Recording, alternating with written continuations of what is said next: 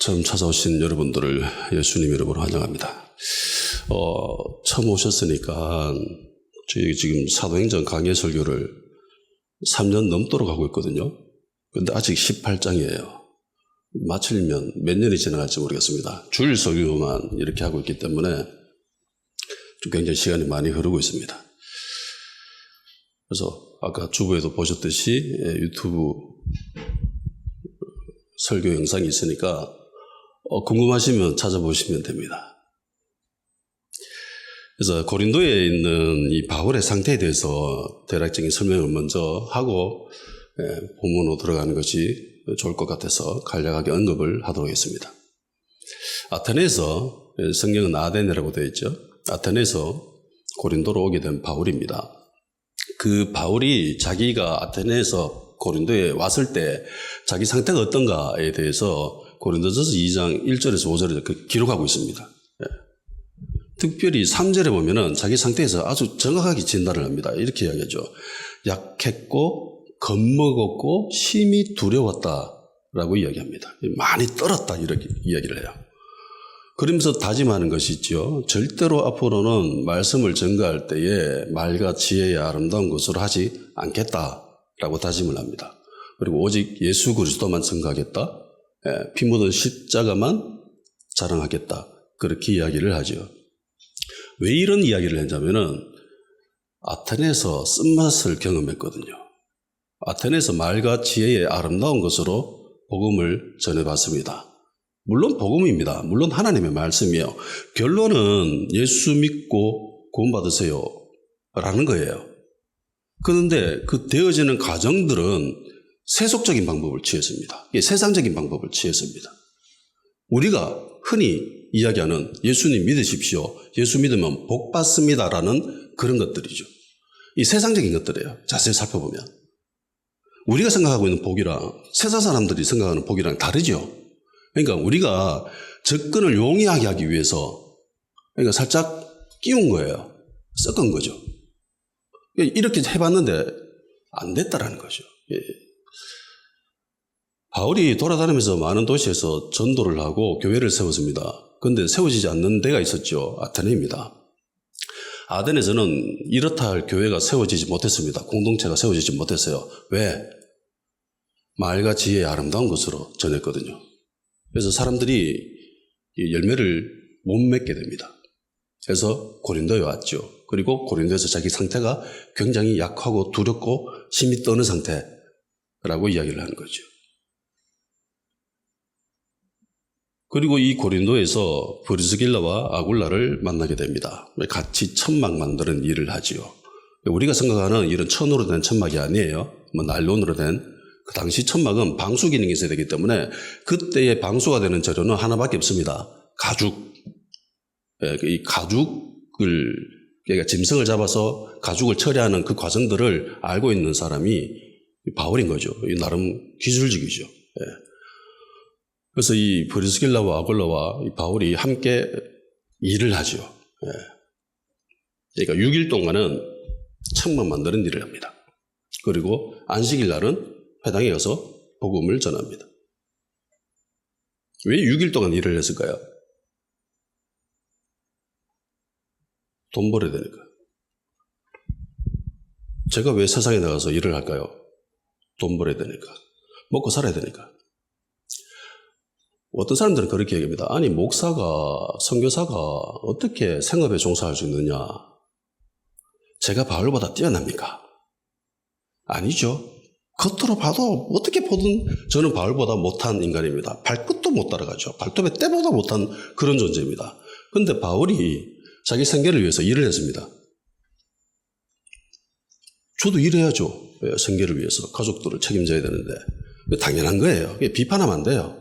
사정 모르고 그렇게 비판하는 건 아닙니다.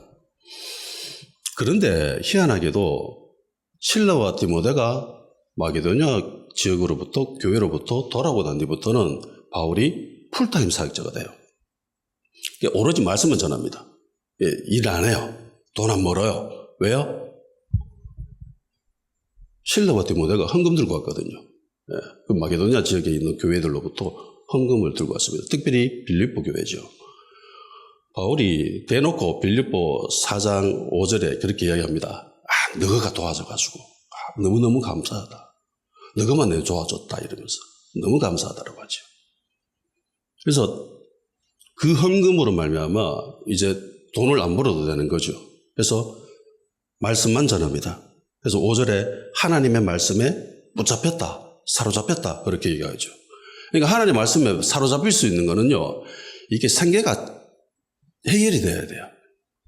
그러니까 선교사님들도 가가지고 생계가 해결이 안 되는데 후원 제대로 안 해주는데 하나님 일을 하라? 그거 불가능합니다. 먹고 살아야 돼요. 우리가 보내준 헌금 그거 뭐 교회 짓고 뭐 사람들 전도하는 데만 쓰인, 아니요. 그분들이 먹고 사는데 쓰임 받는 게 8할이어야 돼요. 나머지 2할 정도가 뭐 현지 교회 세워지는 거고 그런 것들, 뭐 건물이 세워지면 어떡하, 안 세워지면 어떻습니까? 초대교회 건물 세운 거 보셨어요? 이 성경에 기록된 이것 중에 교회라고 이야기하는 것들 다 건물이 있어요? 없잖아요. 다 성도들 집에 들어가가지고, 오늘 본문에 보면 디도 유스도 집에 들어가가지고 거기서 교회가 시작됩니다. 그게 중요한 게 아니에요. 그래서 이 두 사람이 들고 온 이 헌금으로 말미암아 바울이 풀타임 사역자로 사역에 전념할 수 있게 됩니다. 말씀에 사로잡혔다, 붙잡혔다라고 하죠. 그래서 복음을 전합니다. 당연히 반대가 있었죠. 핍박이 있었습니다. 공격이 있었습니다. 바울 선교팀들이 교회를 세울 때마다 그 세워진 교회에서는 핍박이 있었죠. 공격이 있었습니다. 그런데 유일하게 없었던 것이 있었습니다. 그게 아테네입니다. 아테네에서는 핍박이 없었습니다. 공격이 없었어요. 단지 조롱이 있었습니다. 조롱이랑 핍박이랑 이게 다르잖아요.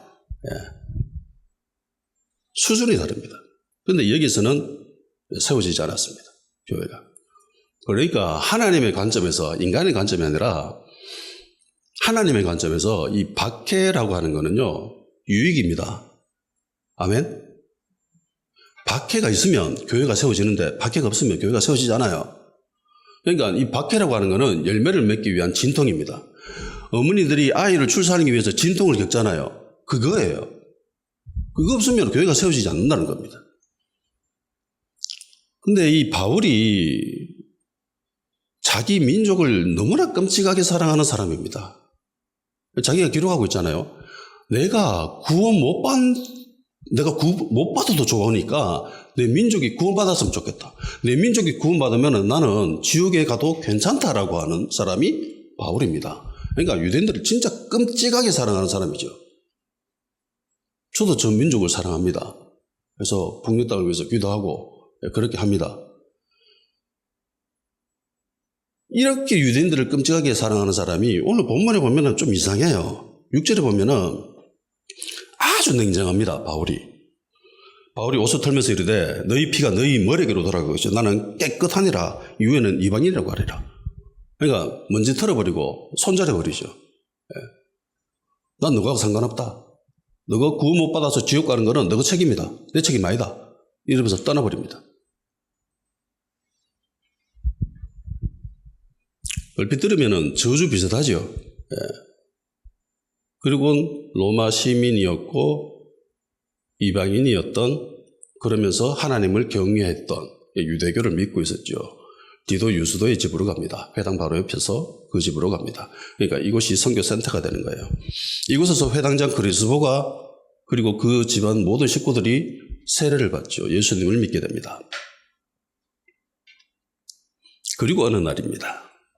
밤에 환상 가운데 예수님이 나타나십니다. 그리고 바울에게 말씀을 전하시죠. 첫 번째 하신 말씀이 두려워 말라. 무서워하지 마. 쫄지 마. 고린도전서에 보면은 바울의 상태 알잖아요. 무서워하고 있다. 그렇게 이야기합니다. 그리고 조용하면 안 돼. 잠잠하지 말고 말해. 그렇게 말씀하시죠. 이 안에 여러 가지 이야기들이 있으니까 뭐 관심 있으시면 한번 유튜브 설교 영상을 보시면 좋을 것 같아요.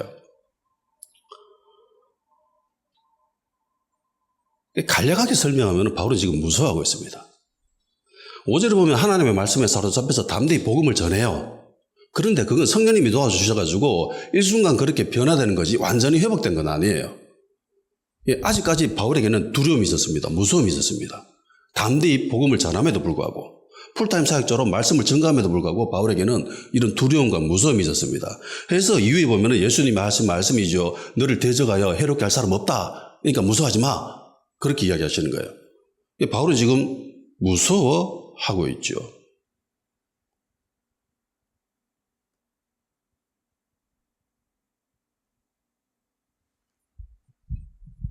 이어서 하신 말씀이 내가 너와 함께 있다라는 말씀입니다.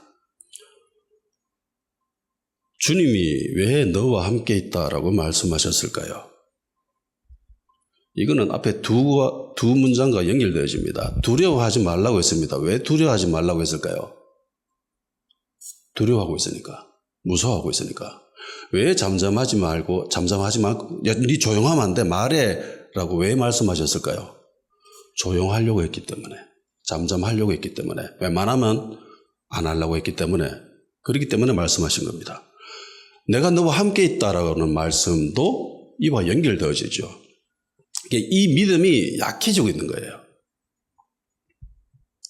내 안에 계신 그 하나님, 주님, 특별히 의식 못할 때가 있죠. 하나님이 우리와 함께 계신다. 예수님이 세상 끝날까지 우리와 함께 계신다라는 말씀은 다들 알죠. 근데 여러분들, 저도 마찬가지지만 세상 살아가면서 하루하루 살아가면서 그 의식이 늘 있습니까? 그 의식이 늘 있으면 우리가 죄를 지을까요? 그 의식이 사라질 때가 있다는 겁니다. 특별히 세상에 치이고 막 세상에 있는 것들이 커 보이면은 그게 점점 희미해져요. 그러니까 바울의 상태가 지금 별로 안 좋지 않습니까? 이렇다라는 거죠. 예수님이 나와 함께 계신다라는 그 진리는 아는데 이게 실존적으로 자기가 체험적으로 느껴지지 않는 거죠. 그러니까 예수님 오셔서 야, 정신 차려라. 내 너와 함께 있어. 내 네 옆에 있어. 내가 네 안에 있어. 라고 말씀해 주시는 거죠. 만왕의 왕이신 예수님이 나와 함께 계신다면 이 진리에 사로잡혀 있다면 우리가 무서울 게 뭐 있습니까? 왜 우리가 세상을 두려워하고 쫄죠? 어떤 때는 간혹 예수님 믿는다는 것을 은근슬쩍 숨기기도 하잖아요. 드러내려고 막 자랑하려고 하지는 않지 않습니까? 왜 그런 거예요? 이런 진리가 점점 약해지는 거죠. 믿음이 약해지는 겁니다. 밤이 무서운 것은요, 어둡기 때문이 아닙니다. 빛이 없었습니다. 빛이 없으니까 무서운 거예요. 마찬가지예요. 빛 대신 예수님에 대한 그 의식이, 그 믿음이, 그 신앙이 약해지니까 무서운 거죠. 바울도 이런 상태였다는 겁니다. 그래서 바울에게 예수님이 내가 너와 함께 있다라고 말씀하신 것이요. 주님에 대한 그 믿음, 그게 점점 약해지고 있기 때문에. 바울 스스로 고백하잖아요. 나 지금 굉장히 약해. 고린도에 왔을 때 너희들 내 상태 알잖아. 나 그때 정말 무서워서 많이 떨어서 그렇게 이야기하고 있습니다. 그럼에도 불구하고 사명을 힘든겹게 감당하고 있습니다. 그 중간에 실라와 디모데가 오지요. 그래서 빌립보 교회의 성도들의 그 헌금으로 풀타임 사역자로 뛰어들게 되고 담대히 복음도 전하고 진짜 겁대가리 상실있는 것처럼 진짜 겁 없는 사람처럼 보일 정도로 유대인들에게 대놓고 저주를 퍼붓고 떠나버립니다. 이방인으로 가버리죠. 주변 사람들이 봤을 때 바울은 그야말로 두려움이 없는 자, 무서움이 없는 자, 담대한 사람으로 보일 겁니다. 실제로 바울은 그렇게 행동했을 겁니다. 장수가 전쟁에서 자기가 무서워하는 걸 드러내면 전쟁 망하죠. 절대로 공동체 앞에서는 자기가 지금 두려워하고 있다, 무서워하고 있다, 이거를 표를 내지 않습니다. 5절에 기록된 것처럼 담대히 그렇게 이야기를 하죠. 그런데 속은 어떻다? 무섭다라는 거죠. 무서워하고 있습니다. 여러분들 목사님들도 마찬가지입니다. 이 땅에 있는 교회들의 목사님들 또한 무서워하지 않는 것처럼 하지 실상은 무서워요. 두려워요. 쫄고 있습니다. 그거 어쩔 수 없어요. 인간인지라. 바울도 그런데. 엘리야도 그런데요.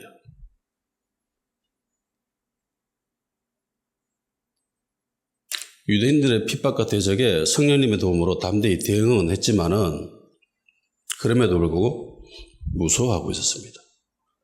그래서 주님이 환상 가운데 나타나셨어요. 말씀하시죠. 제가 지난 시간에도 이야기했지만은 예수님이 환상 가운데 나타나실 때는 아주 특별한 때입니다. 이 바울도 몇 번 경험해보지 못했던 거거든요. 주님이 환상 가운데 나타나신 걸. 그래서 환상이 없다고 부정을 못합니다. 성경에 환상이 있다라고 되어 있기 때문에 환상은 있습니다. 그와 동시에 환상은 뭐 어떤 사람처럼 시도 때도 없이 나타나는 그런 게 아니에요. 이 환상에 대한 내용들은 반드시 무조건 말씀을 통하여서 검증을 해야 됩니다. 말씀의 것들과 네가 말한 것들이 맞는가? 하나라도 다르면 그거는 아니에요. 그 예수님의 말씀이 아닙니다. 예수님의 모습도 아닙니다. 그 사단이에요. 광명한 천사로 가정한다고 했지 않습니까? 환상은 있지만 그게 많지는 않다. 아주 특별한 때. 이게 성령의 사람이라고 바울도 몇 번 경험을 못했습니다. 손가락 안에 들죠.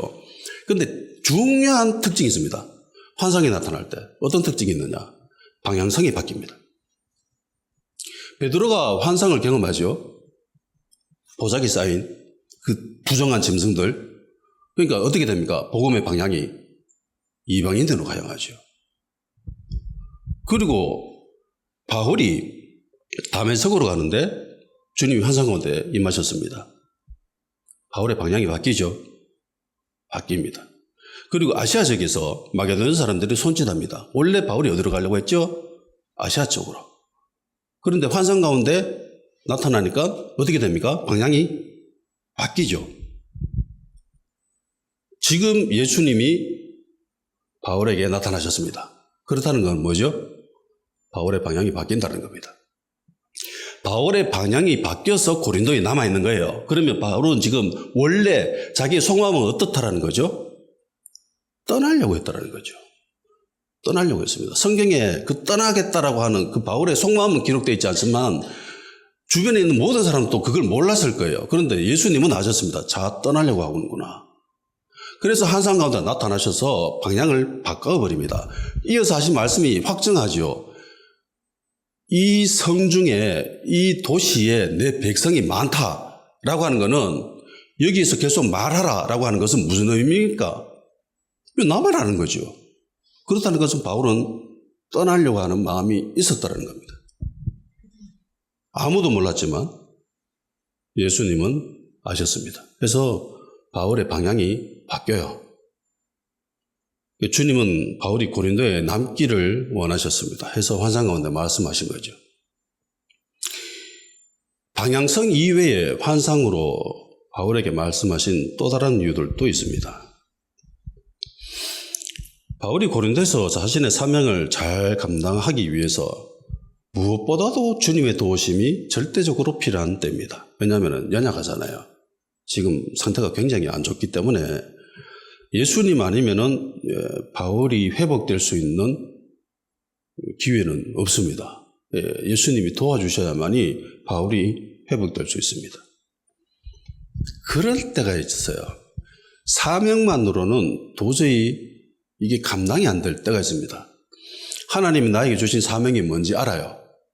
내가 뭘 어떻게 해야 되는지도 압니다. 그런데 그 아는 것이 되어지지 않을 때가 있습니다. 너무너무 힘들어요. 무기력하고 힘도 안 나고 그럴 때가 있습니다. 주님의 일을 하다 보면은 이걸 느껴요. 사명을 아는데, 부르심은 아는데 이게 잘 움직여지지 않을 때가 있습니다. 힘들어요. 무기력하기도 하고 영적 방황도 막 하고 무기력증에 빠질 때도 있습니다. 엘리야도 그랬죠. 갈멜산에서 그 위대한 승리를 했음에도 불구하고 하루 만에 사람이 변하잖아요. 오뎀나무 밑에 가서 들어누워 나 죽어버릴란다 이러면서 하나님 내 목숨 취해가십시오. 이대로 딱 좋습니다. 죽을랍니다 이러면서 들어누워버립니다. 그 사명 뭐 자기도 알아요. 근데 힘이 안 나. 그 전날 엄청나게 큰일 했는데 이세벨 그 여자 한마디에 쫄아가지고 무서워가지고 죽어버리란다 이러면서 들어 누워버립니다. 잘 안 되죠. 힘들어서. 바울도 비슷한 상황입니다. 이럴 때 하나님이 엘리야에게 찾아오셔가지고 힘내라고 위로해 주시죠. 먹고 죽으면서 힘내라. 다시 일어나라. 바울도 마찬가지입니다. 힘내자. 일어나라. 사명도 주시고 위로도 해 주십니다.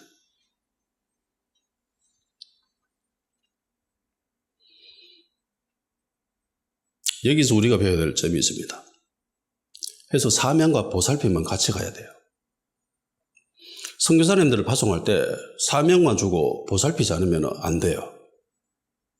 반드시 보살펴야 됩니다. 그러면은 보살핌과 사명 중에 무엇이 중요합니까? 라고 하면은 절대적으로 사명이 중요합니다. 내가 죽는 한이 있더라도 사명은 감당해야 됩니다. 근데 잘 안 될 때가 있어요. 그럴 때는 보살핌이 필요합니다. 하나님도 사명만 요구하시지 않지요. 보살핌을 해주십니다. 환상 가운데 주님께서 바울에게 사명을 주시죠. 다시 한번. 무서워하지 마. 쫄지 말고 담대히 말씀 전해. 떠나면 안 돼. 이 도시에 내 백성이 많아. 이러면서 사명을 주십니다. 그러면서 보살펴 주시죠. 위로해 주십니다. 힘을 주십니다. 내가 너와 함께 있어. 그러니까 너를 대적해서 너를 괴롭게 할 사람 없다. 내가 함께 있다. 힘내라. 그러니까 사명과 보살핌은 같이 갑니다. 마태복음 28장 19절 20절에도 되어 있죠. 그러므로 너희는 가서 모든 민족을 제자로 삼아 아버지와 아들과 성령 이름으로 세례를 베풀고 내가 너희에게 분부한 모든 것을 가르쳐 지키게 하라. 볼지어다 세상 끝날까지 너희와 항상 함께 있겠다. 사명 주시면서 내가 항상 세상 끝날까지 언제고 어느 때고 어떤 때든지 너희와 항상 함께 있겠다라고 말씀하십니다. 그래서 사명 쫓아서 가다가 주님이 나를 보살피고 계신다라는 사실도 그 진리도 발견해야 됩니다. 깨달아야 돼요. 그래야 그 사명을 완수할 수가 있습니다. 사명을 주님이 주셨는데 하다 보면은 주님이 주신 그 힘으로 가야 되는데 간혹 내 힘으로 할 때가 있어요. 그럼 무너지거든요. 바울이 딱 그랬습니다. 아테네에서 자기 힘으로 자기가 배운 지식들, 바울은 굉장히 똑똑한 사람이거든요. 배운 사람입니다. 그래서 세계 최고의 교육의 도시 아테네에서 자기의 지식을 드러낸 거죠. 근데 실패하죠. 말과 지혜의 아름다운 곳으로 복음을 전했는데 끔찍하게 실패합니다. 그러면서 이거 아니구나 라는 걸 깨닫죠. 간혹 선교사님들을 파송해놓고 선교사님들이 교회 뜻대로 잘 안 움직일 때, 일을 제대로 하지 않을 때, 사명이 있는데 왜 저 선교사는 저따구를 하지? 라고 하면서 보살핌을 거둬버리는 교회들이 간혹 있습니다. 제 주변에도 그런 선교사님이 계세요. 파송해놓고 한 2년 있다가 파송할 때는 파송식 해놓고 거창하게 하다가 그분은 뭐 외형적인 이런 것보다고 내실을 추구하는 분이었거든. 제자 삼고 막 키우고 이런 거 하니까 뭐 교회 건물도 없고 뭐 이러노 이러면서 끊어버리더라고요. 그러면 안 돼요. 선교사님들이 먹고 사는 게 그게 보살핌입니다. 그거 해줘야 돼요. 교회는. 열매는 하나님이 맺는 거죠. 아니 그러면 선교사님들이 헌금을 보냈는데 저 선교사는 일도 안 하고 맨날 띵땅띵땅 놀러다니고 뭐 룰루랄라 이러면서 돈 싸돌아다니는데요. 그거는 우리 책임이 아니에요. 그거는 하나님이 그분에게 직접 물으실 겁니다. 네 왜 사명 내팽개치고 놀러다니는데 왜 땡땡이 쳤는데 이거 하나님이 그 선교사님에게 직접 책임을 물으실 일이지 우리가 할 일은 아니죠. 우리가 하나님이 아니지 않습니까? 간혹 교회와 목사님들이나 당회가 하나님 위치에 올라가가지고 막 판단을 하려고 해요. 그러면 안 돼요. 우리는 그냥 보살펴주고 챙겨주는 게 그게 우리의 사명입니다. 그걸로 끝나는 거예요.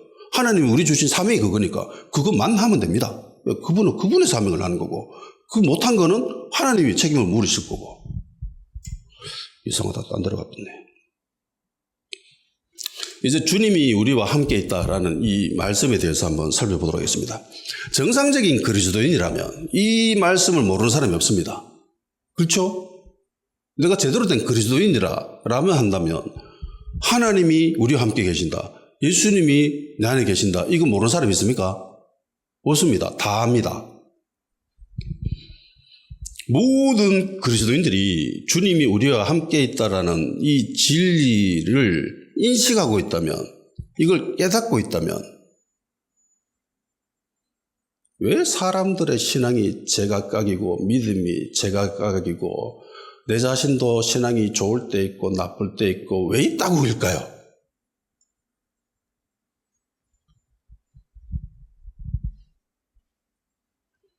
그렇지 않습니까?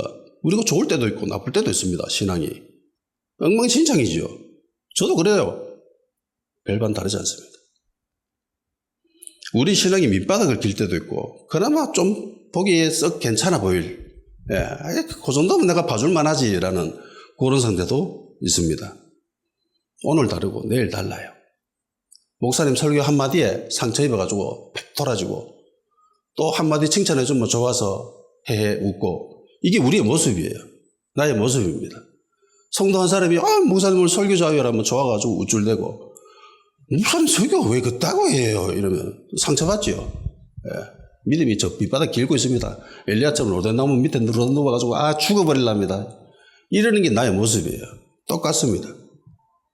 주님이 나와 함께 계신다는 걸 믿는다면, 이 진리에 내가 뿌리를 내리고 있다면 내 믿음이 왜 있다고일까요?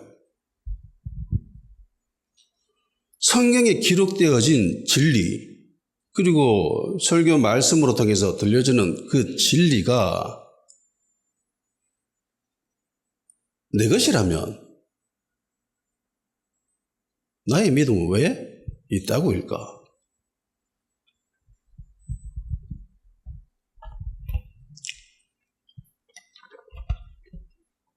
간혹 성경에 기록되어진 예수님이 나를 사랑하신다라는 이 말씀이 너무 멀게 느껴질 때가 있죠.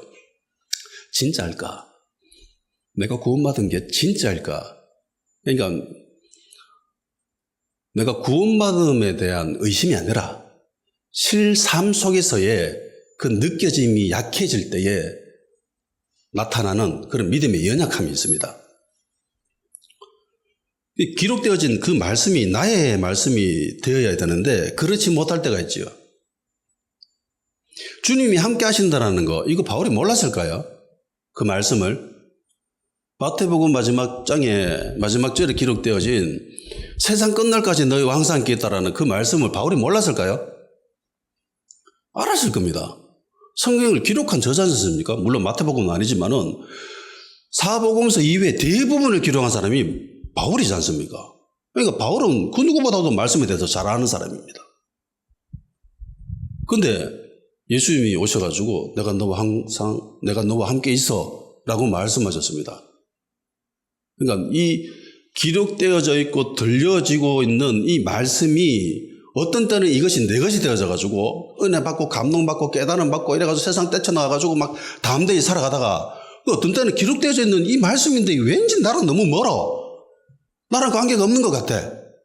그러면서 막 세상과 동화돼가지고 막 친구들하고 어울려고 놀고 다니고 막 오늘 교회 가야 되나 꼭 이러면서 그렇게 이상하게 신앙이 뒤틀려버릴 때도 있지 않습니까?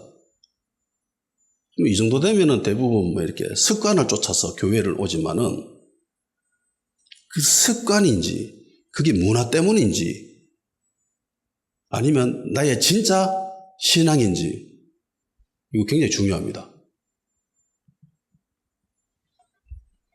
고린도에서 바울은 지금 상태가 굉장히 안 좋습니다. 그래서 주님 찾아오셔가지고 위로를 해주시죠.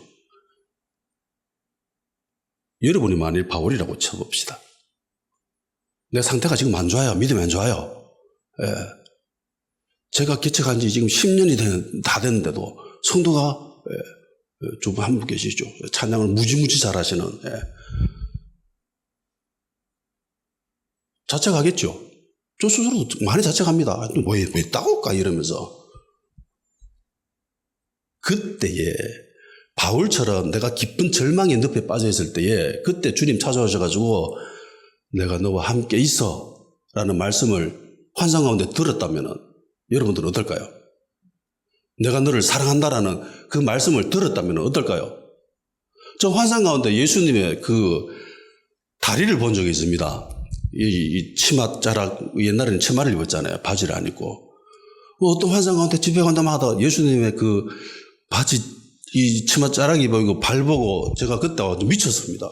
우와! 이러면서 막 감정이 막 밑에서 막, 이러 정신을 못 차리겠더라고. 여러분들이 그런 말씀을 들었다, 그런 환상을 경험했다, 라고 하면 어떨 것 같아요? 돌아버리죠. 미쳐버립니다. 하나님은 사랑이시다. 예수님이 나와 함께 계신다라는 이 말씀, 이 구두기도 못하고 죄인인 나를 위해서 예수님이 십자가에 달려서 죽으셨다라고 하는 그냥 기록되어진 말씀이에요. 목사님이 너무나 흔하게 설교하는 그 내용인데 그 말씀이 나에게 와닿을 때가 있습니다.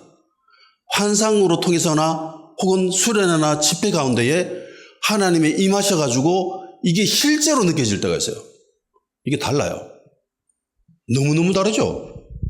엄청난 파워가 있습니다. 그 순간에 주님이 하신 그 말씀에는. 그래서 그 말씀에 사로잡혀가지고 그냥 인생 포기해버리죠.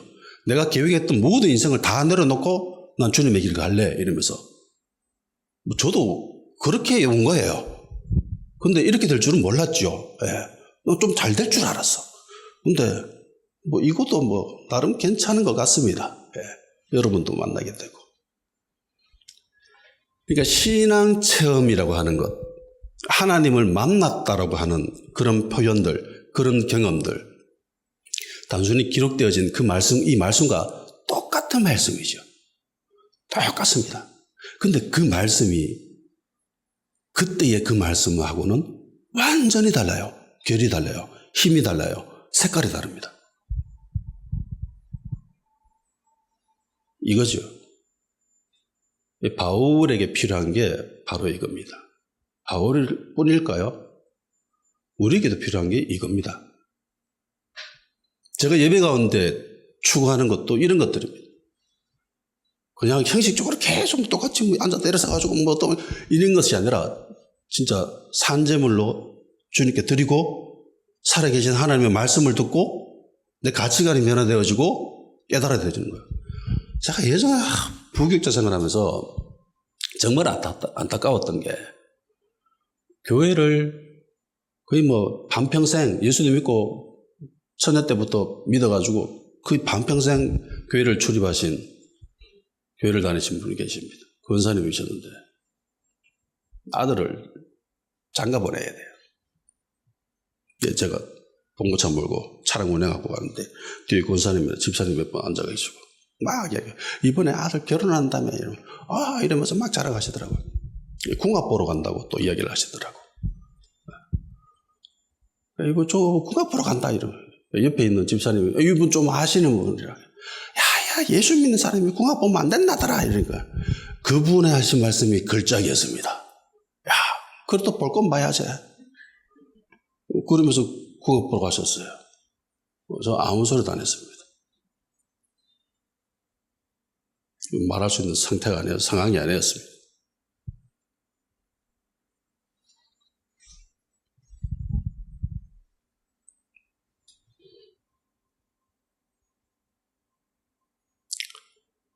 우리가 주님으로부터 사명을 받았을 때에 보살핌도 받습니다.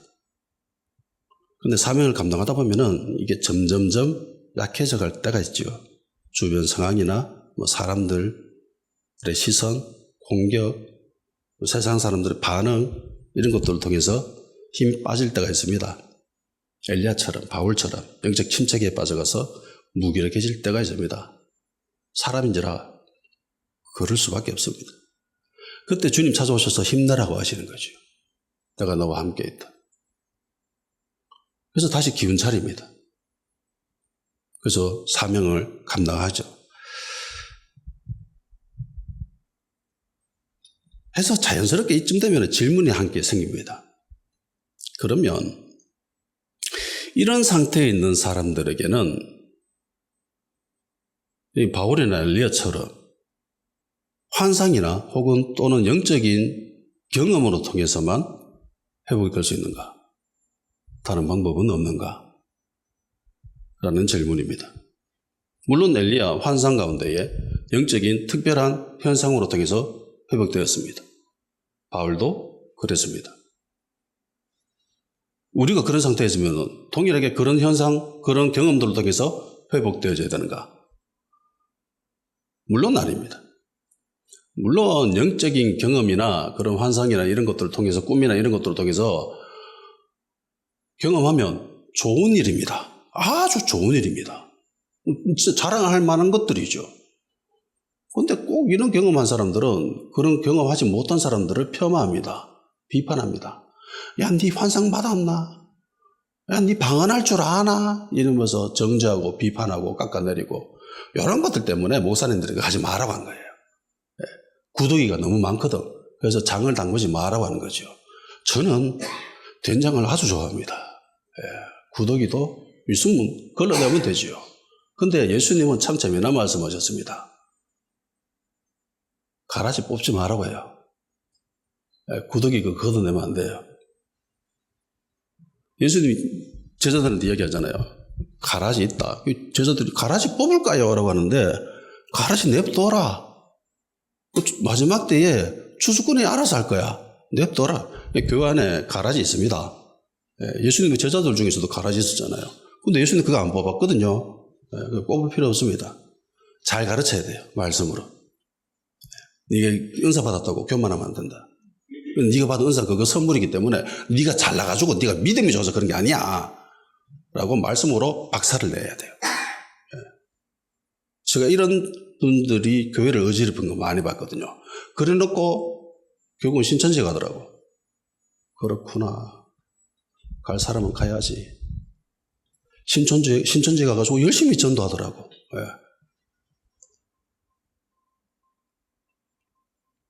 성경에 기록되어진 말씀, 내가 너를 사랑한다, 내가 너와 함께 있다라는 이런 말씀들, 이와 유사한 그런 말씀들이 뭐 집회나 수련회나 뭐 이런 것들을 통해서 경험해도 좋은 것들이죠.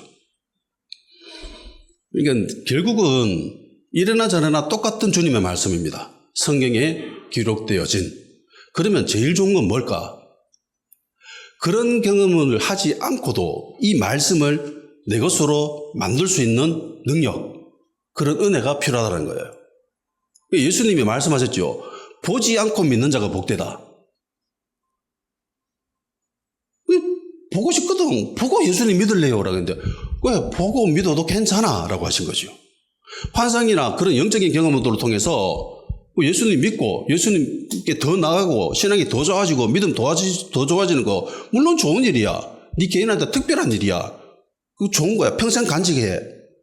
그런데 그렇지 않고 주님께 가까이 가는 사람들은 더 복되다. 아멘? 이런 일을 할 수 있어야 되는 거예요. 기록되어진 이 말씀을 특별한 뭐 집회나 수련회나 꼭 그런 것들로 통한 것만 아니라 어떤 영반 있는 목사님의 그 안수로 통해서만 그렇게 되는 게 아니라 어떻게 임파테이션 그게 아니라 말씀 기록되어진 이 말씀을 내가 보고 설교 말씀을 들음으로 통해서 이것이 내 것이 되어버리는 거. 이게 가장 복되다라는 겁니다. 이런 축복을 경험하시길 주 이름으로 축원합니다. 근데 보면은 꼭 이런 은사들이 있는 사람들, 좀 교만한 사람들 있잖아요. 기도 많이 하면 무조건 은사 나타납니다. 이건 100%입니다. 거의 확실해요. 기도 많이 하면 무조건 은사 나타납니다. 방언하게 되고요. 그리고 예언도 하게 되고요. 환상도 보게 됩니다. 그런데 짙게 묻어있는 사람들이 정말 많습니다. 인간적인 욕심으로 통해서 예언하고 환상 뭐 봤다고 이야기하는 사람들, 시도 때도 없이 환상 봤다라고 이야기하는 사람들이 있거든. 시도 때도 없이 꿈에서 예수님이 나타나셔 말씀하셨다는 사람들이 있거든. 일단 걸러야 돼요. 바울도 평생에 손가락 안에 듭니다. 그런 일들 거의 없어요. 일평생 한 번 있을까 말까? 그럼 인정. 그리고 그 하는 내용들이 무조건 성경 말씀과 대비돼야 됩니다. 딱 비춰가지고 성경 말씀에서 벗어났다. 그거면 사단이 장난질하는 겁니다. 귀신이 장난질하는 거예요.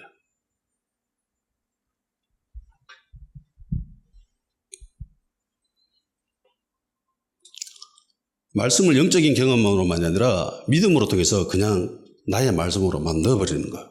이게 제일 좋은 거예요. 어떤 이들이 이런 경험도 중요하다고 하지만 물론 좋습니다. 예, 아주 좋은 거죠. 그런데 모든 사람들에게 적용되어지는 건 아니에요. 모든 사람들이 바울처럼 환상을 경험했습니까? 모든 사람들이 바울처럼 예수님 환상 가운데 만나가지고 그렇게 주님을 믿었습니까? 아니죠. 저는 교회에 놀러 갔다가 예수님 믿었습니다. 교회에 오는 대부분 사람들이 불손한 마음 가지고 오죠. 특히 청년들. 야, 교회에 이쁜 자매 있다더라. 가자. 이러면서. 우리 딸내미들이 이뻐요. 야, 우리 교회 이쁜 자매들이 있다. 교회 가자. 다 불순한 마음을 먹고 교회에 옵니다. 그래서 왔다가 예수님 만나게 되는 거죠. 모든 그리스도인들에게 적용되어 줄 수 있는 유일한 기준은 말씀밖에 없습니다. 예. 어떤 현상이나 경험이 아니라, 느낌이 아니라. 거지 나사라와 부자 이야기 아시죠? 여기에서 캐낼 수 있는 진리들이 정말 많이 있습니다. 그 중에 하나만 끄집어내 볼게요. 부자는 죽어서 지옥 갔습니다. 거지 나사로는 죽어서 천국 갔습니다. 둘 다 아브라함의 자녀입니다. 부자가 지옥에서 아버지 아브라함이요라고 이야기하지 않습니까? 그러니까 이 사람은 유대인이에요. 거지 나사로는 죽어서 천국 갔으니까 당연히 이 사람도 유대인이고 왜 지옥 가고 천국 간다 이야기는 하지 않겠습니다. 중요한 거는 천국에 있는 거지 나사로를 보고 이 부자가 이렇게 얘기합니다. 아버지 아브라함이요, 나사로를 나한테 보내줘가지고 나사로 손끝에 물 좀 찍어가지고 물방울 몇 방울 나한테 좀 떨어뜨려 주십시오. 그것이면은 내가 충분히 만족하겠습니다. 이 불꽃 고통 가운데서 내 그 몇 방울이면은 내가 정말 소원이 없겠습니다. 라고 사정하죠. 사정합니다. 그러니까 아브라함이 안 된다라고 하죠. 안 된다. 그러니까 이 부자가 다음으로 생각하는 게 뭐냐면은 가족입니다. 현실 세계에 내 사랑하는 가족들이 있는데 내 가족은 이곳에 하면 안 되겠다. 그러니까 가족을 굉장히 사랑하지요. 예. 지옥 간다고 모두 다 악인이 아닙니다. 예수님 안 믿으면 지옥 가는 거예요. 말씀대로 행하지 않으면 지옥 가는 거예요. 그래서 그러면 내 가족들을 여기에 안 보내기 위한 방법으로 이 부자가 무슨 생각을 하냐면은 거지 나사로를 우리 집에 좀 보내주십시오.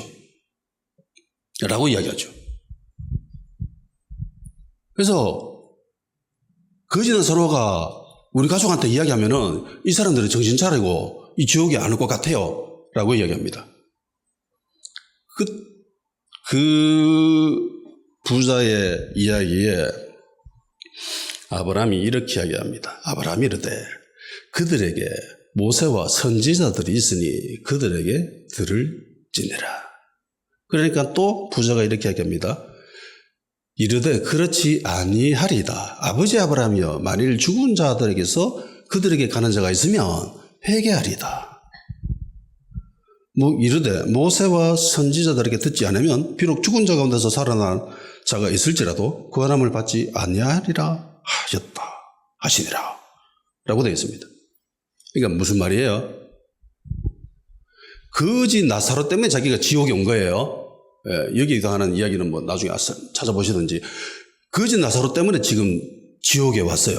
그래서 거지 나사로가 이게 죽은 사람이 다시 자기 가족한테 가가지고 이야기해 주면은 자기 가족들이 정신 차리고 여기 지옥에 안 오겠대. 그래서 보내달라고 해. 근데 아브라함이 안 된다고 하죠. 모세와 선지자 그걸로만 된다라고 하니까 아닙니다. 거지 나사로가 우리 집에 가가지고 이야기하면 될 거예요. 회개할 거예요. 라고 이야기하죠. 거기에 또 아브라함이 모세와 선지자들에게서 듣지 않으면 비록 죽은 사람이 살아나가지고 이야기해 준다 할지라도 그 사람들은 회개 안 해. 라고 하는 거죠. 모세와 선지자들에게서 듣지 않는다. 이게 무슨 말이에요? 성경이죠. 모세가 기록한 것, 선지자가 기록한 것, 성경입니다. 성경이 기록한 것, 이것을 자기 것으로 하지 않으면, 회개하지 않으면 불가능하다. 어떤 영적인 현상을 경험한다 할지라도, 어떤 극적인 영적인 사건을 경험한다 하더라도 그거 안 된다라는 겁니다. 그러니까 제일 중요한 게 뭐예요? 기록되어진 이 말씀을 나의 것으로 하는 거죠. 부자는 거지 나사로를 보살피지 않았습니다. 잠깐 이야기하자면 히브리인들이 생각하는 정의와 공의는요, 특별히 이 정의라고 하는 거는요, 가난한 사람들을 보살펴주는 겁니다. 부자가 가난한 사람들을 챙겨주는 겁니다. 그러니까 성명교회가 이 개척교회가 오듯이 챙겨주듯이 이런 일을 해야 이게 정의라는 거예요. 그런데 자기 문 앞에 있었거든. 자기 집 문 앞에 있었거든. 이름까지 알아. 나사로인 거. 그런데 안 챙겨주죠. 안 보살펴줍니다. 먹을 게 있을까 싶어가지고 그 대문 앞에 있었는데 오히려 개가 와가지고 자기 막 핥고 있어. 그러니까 도움을 못 받았다는 겁니다. 도와주지 않았다는 겁니다. 해서 나사로를 우리 집에 보내자가지고 이 가난한 사람, 거지, 이걸 챙겨줘야 하나님은 거지와 과부와 나그네의 하나님입니다. 가난한 사람들. 이거 챙겨주지 않는 유대인들이 그래서 멸망했지요. 디아스포라 되고 바벨론으로 사로잡혀가고 많은 사람들이 착각하는데 성전에서 제사 드리지 않아서 이스라엘이 망한 게 아니에요. 유대가 망한 게 아닙니다. 정의와 공의를 행하지 않았기 때문입니다. 저는 이 정의와 공의라는 이 주제에 사로잡혀가지고 몇 년을 헤맸습니다. 정말 고민하고 힘겨워하고 그 관점에서 대한민국 교회를 보면은요, 진짜 개탄스럽습니다. 너무너무나 한심스러워요. 참 빠지면 안 됩니다. 다른 데로. 정신 차리고. 부자처럼 영적인 현상이나 뭐 그런 것들을 경험하지 않고도 기록되어진 아브라함 말처럼 모세와 선지자들의 기록된 그것을 나의 것으로 만드는 그런 축복이 여러분에게 있기를 축원합니다. 여기서 잠깐 좀 시대가 하도 이상해가지고 부작용에 대해서 한번 설명을 할까 합니다. 요즘 너무 건방지고 정상적인 그리스도인들이 많아요. 하나님을 조롱하는 목사도 있고 그러면 안 되거든. 절대로 그래서는 안 됩니다. 목사가 어떻게 그럴 수 있어요? 예전에는 하나님의 여호와 하나님의 이름도 제대로 못 불렀는데 어떤 상황 속에서도 주님이 나와 함께 하고 계신다. 주님은 언제나 나의 편이다라는 이 진리, 이 의식이 너무 세어져서 노골적으로 강해진다면 어떤 일이 벌어질까요? 내가 무슨 짓을 해도 하나님은 내 편이야. 그러니까 이제 하나님을 업신여기고 하나님을 조롱하게 되는 거죠. 마치 지가 하나님이냐. 그릇된 선민의식에 사로잡히게 됩니다. 유대인들의 가장 큰 비극이 뭡니까? 그릇된 선민의식이잖아요. 이것 때문에 우리는 너희와 달라 이러면서 이방인들을 제외시켜버리고 멸시하고 가난한 사람들을 멸시해버리고 너희들은 하나님께 저주받아서 그런 거야. 병자들을 향해서도 너희들은 날 때부터 하나님께 저주받은 존재들이야. 이러면서 외면해버리고 선한 사마리아인이 되어야 되는데 그렇지 못한 교회와 성도들이 있습니다. 안타깝습니다. 지나친 자의식이 과잉이 되게 되면은 내가 하나님의 자녀인데 감히 나한테 덤벼? 라는 자세를 취합니다. 교회가 이런 자세를 취해요. 이것들이 내가 누군데 감히 나한테 공격해? 나를 못 사길 굴어.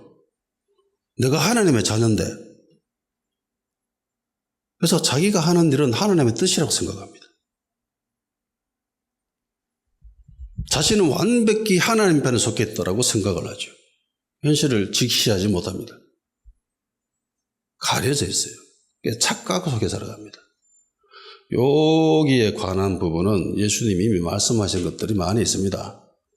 대표적으로 마태복음 7장 22절 23절에 이런 말씀 있죠. 그날에 많은 사람들이 나더러 이르되 주여 주여 우리가 주님 이름으로 선지자 노릇하고 주님 이름으로 귀신을 쫓아내고 주의 이름으로 많은 권능을 행하지 아니하였나이까. 그때 내가 저에게 밝히 말하되 내가 너희를 도무지 알지 못하니 불법을 행하는 자들아 내게서 떠나라. 불법을 행하면서 예수님 이름으로 선지자 일하고 많은 권능하고 귀신 쫓아내도 아무짝에도 소용없다는 겁니다. 이 사람은 완벽히 자신은 하나님 편에 있다고 생각을 하죠. 선지자니까 말씀도 전했을 거겠죠. 그리고 은사도 엄청났습니다. 수많은 사람들이 치유받고 귀신도 쫓아내는 그런 일들을 한 거예요. 소위 영빨 있는 목사예요. 기름 부음 받은 목사입니다. 그런데 어떻게 돼요? 지옥 가죠. 왜요? 불법을 저질렀기 때문에. 그러니까 요지는 이 사람은 착각하고 있다는 거예요. 자기는 100% 하나님 편에 있다고 생각하고 있는데 마지막 때 딱 까보니까 이 사람은 가라지였다는 거죠. 이게 너무나 비극 아닙니까? 예수님 믿는다고 세상에 그 좋은 것들을 다 포기하고 심지어 주님 일한다고 거기 삶을 올인했는데 근데 마지막은 지옥이에요. 난 너 모른다. 저 이게 너무너무 무섭거든요. 그러니까 착각 속에 빠지면 안 된다는 겁니다. 나의 믿음을 테스트해 봐야 되는 거예요. 나의 믿음의 위치를 테스트해 봐야 됩니다. 무엇으로? 말씀으로. 단지 복음을 전하고 하나님의 자녀가 되었다, 교회 많아졌다, 성도가 많아졌다 이게 아니라 영적인 은사가 있다 뭐 이게 아니라 말씀으로 기록되어진 하나님 말씀, 특별히 거지 나사로와 부자에 관한 그런 부분들 과연 내 눈앞에 있는 그 불안한 사람들을 도와줬나? 선한 사마리아인처럼 했나? 레위인처럼 제사장처럼 그냥 지나쳐버렸나?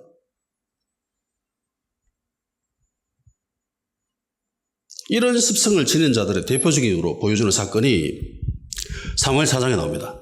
사무엘 4장에 블레셋과 이스라엘이 전쟁을 벌이죠. 전쟁을 벌입니다. 전쟁하러 갔는데 져요. 전쟁했는데 4,000명이 죽어버려. 이런 센스를 너무나 감사합니다. 네. 우리 다 떨어졌는데 이거 좀 배워요.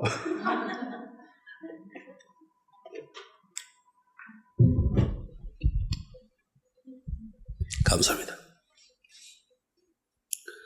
저요. 그래서 와서 질문합니다. 우리 왜 졌지?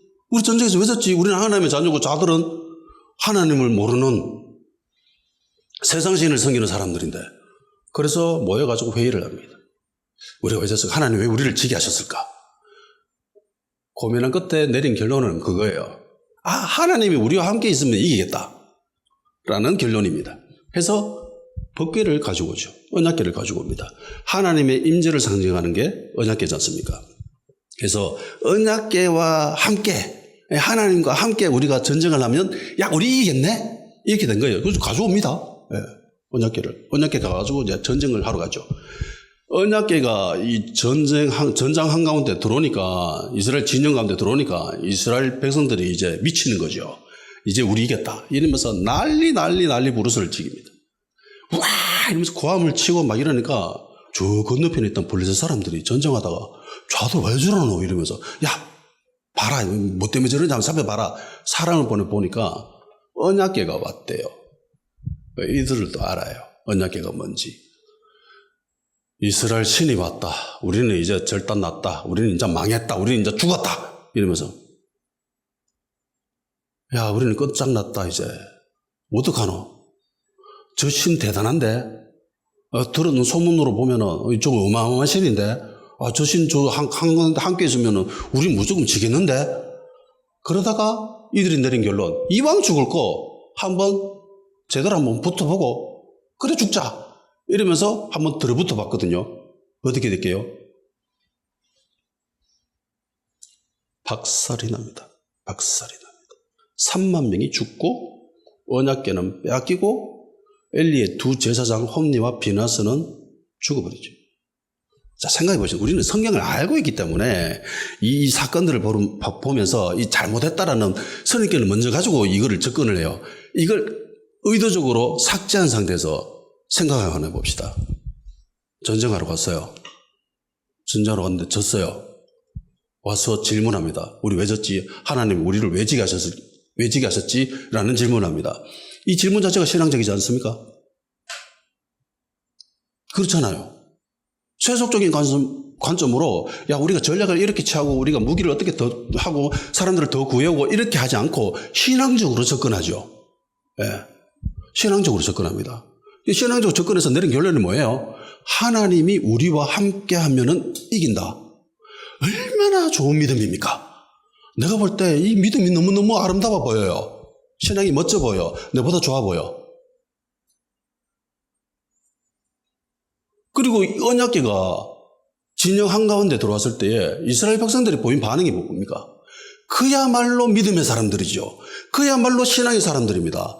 하나님 왔으니까 이겼다라고 하죠.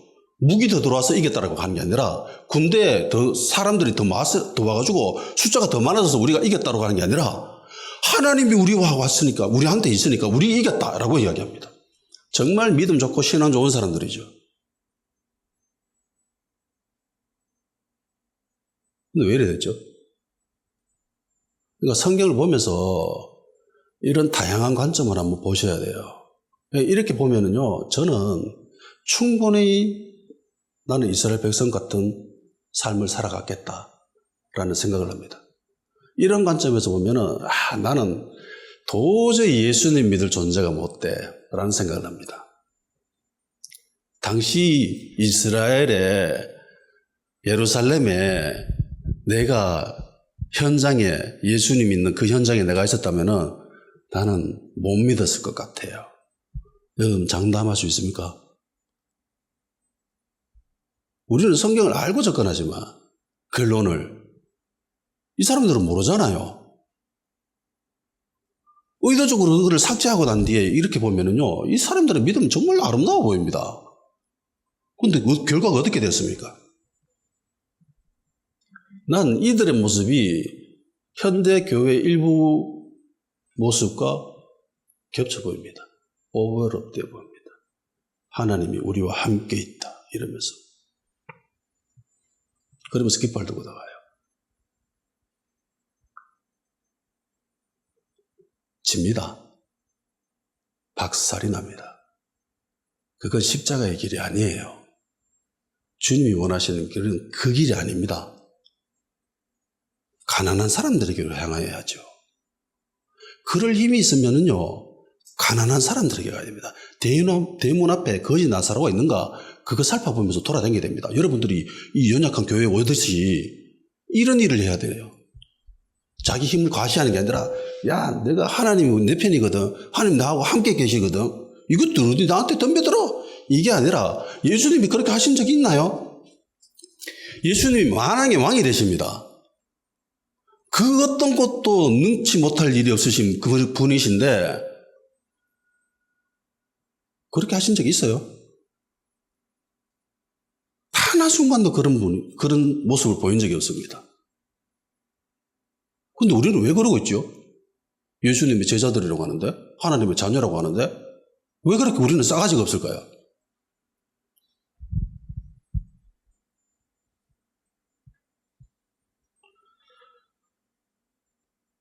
끝으로 이 기록되어진 이 말씀을 나의 것으로 만드는 것, 이게 굉장히 중요하다고 했는데 이 부분에 대해서 제가 하나의 방법을 소개하고자 합니다. 묵상하시죠. 묵상으로 통해서 하나님의 말씀을 내 것으로 만드는 겁니다.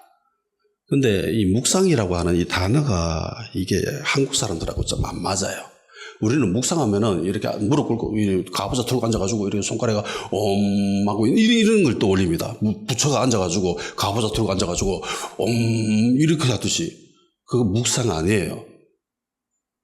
이 히브리적인 묵상이라고 하는 거는요, 하가라고 되는데 작은 목소리로 말씀을 계속 중얼거리는 겁니다. 그러니까 오늘 주제가 하나님 나와 함께 계시다, 예수님이 나와 함께 계신다라고 하면은 이 말씀을 계속 중얼거리는 거예요. 하루 종일 낮은 목소리로 하나님 나와 함께 계시죠, 하나님 나와 함께 계시죠, 하나님 나와 함께 계시죠. 그러니까 무슨 일 생기면 하나님 나와 함께 계시죠, 하나님 나와 함께 계시죠. 계속 이렇게 하는 게 이게 묵상이에요. 이 히브리인들이 하는 방법입니다. 그러니까 세상적인 방법이 아니라, 헬라적인 방법이 아니라 히브리적인 방법을 선택해야 돼요. 나의 주님인 예수님이 나와 함께 계셔, 내 안에 계셔, 나를 도와주셔. 이것을 작은 목소리로 계속 중얼거리는 거예요. 하루에 한 7번 이상 한번 해봅시다. 예. 이 정도면 충분히 할 만하거든요. 예. 심심할 때, 틈날 때마다 한 번씩 중얼중얼거려 보십시오. 이게 무슨 소리 하는데? 나 옹알이 해. 이러면서. 오늘은 여기까지 하고 기도할 시간까지 들어가겠습니다. 주신 말씀 기억하시면서 기도합시다. 주님이 나와